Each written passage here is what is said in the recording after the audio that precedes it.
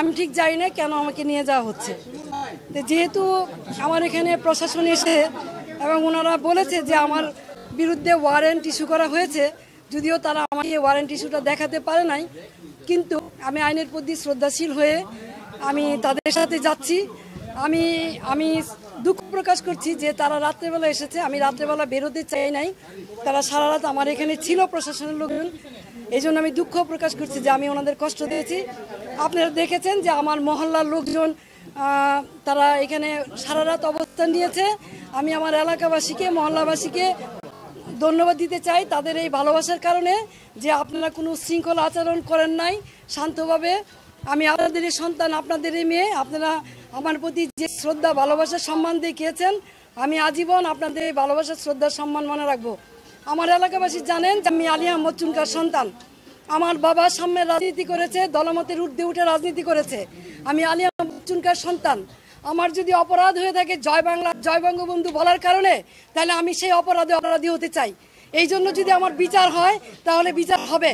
কিন্তু নারায়ণগঞ্জ শহরে 21 বছর আপনাদেরকে আমি সেবা দিয়েছি, কোনোদিন কেউ বলতে পারবেন না দলের প্রতি আঘাত করেছি অথবা কাউকে আমি কোনো ধরনের বৈষম্য আচরণ করেছি।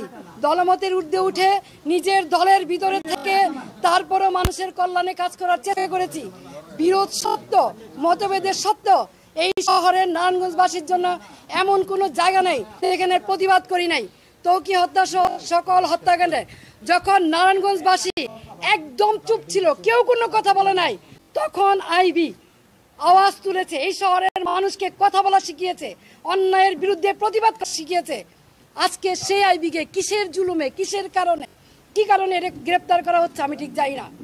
কিন্তু যেহেতু আমাকে গ্রেপ্তার করা হচ্ছে, আমি নারায়ণগঞ্জবাসীর কাছে একটাই অনুরোধ করব, আপনারা যেভাবে আমার পাশে ছিলেন, আমার পরিবারের পাশে ছিলেন, আমার পাশে থাকবেন। আপনারা সকলেই জানেন 1 মাস হয়নি আমার ছোট ভাই, অত্যন্ত আদরের ছোট ভাই মোহাম্মদ আলী রাজা রিপনকে আমরা হারিয়েছি। আর সেই ভাইয়ের সুখ এখনো বুঝতে পাই নাই। 3টা ছোট ছোট বাচ্চা, নাবালক বাচ্চা, তার মাঝখান দিয়ে আমাকে এইভাবে অ্যারেস্ট করা হলো, যেখানে আমার বড় ভাই নাই, বোন নাই, আমি সবার বড়। 3টা ছোট ছোট বাচ্চা এবং 1 মাস হয়নি আমার ভাই মারা গেছে এবং ওদের মাও নাই। 4 বছর আগে ওদের মা মারা গেছে। এইরকম এই অবস্থায় কি কারণে? আমি কি কোনো জুলুমবাজ? আমি কি হত্যা করেছি? আমি কি চাঁদাবাজি করেছি? আমি কি নারায়ণগঞ্জ শহরে এমন কোনো রেকর্ড আমার আছে যে আমি কোনোদিন কোনো বিরোধী দলকে আঘাত করি? তাহলে কিসের জন্য, কি কারণে, কোন ষড়যন্ত্রের কারণে, কার স্বার্থে আমাকে অ্যারেস্ট করা হলো? আমিও প্রশাসনের কাছে জানতে চাই। বর্তমান যারা সরকার আছেন, সাম্যের কথা বলেছেন, বৈষম্যের বিরুদ্ধে আপনারা আন্দোলন করেছেন, সরকার হটিয়ে নতুন সরকার এসেছেন, তাহলে কি এই বৈষম্য?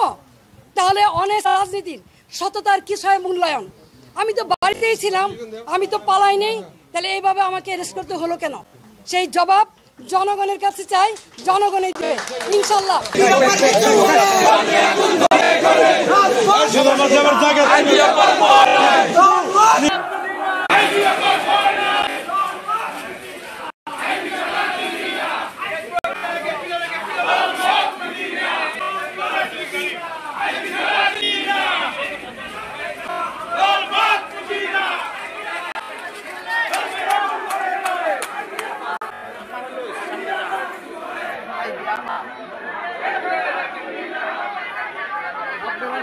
আপনারা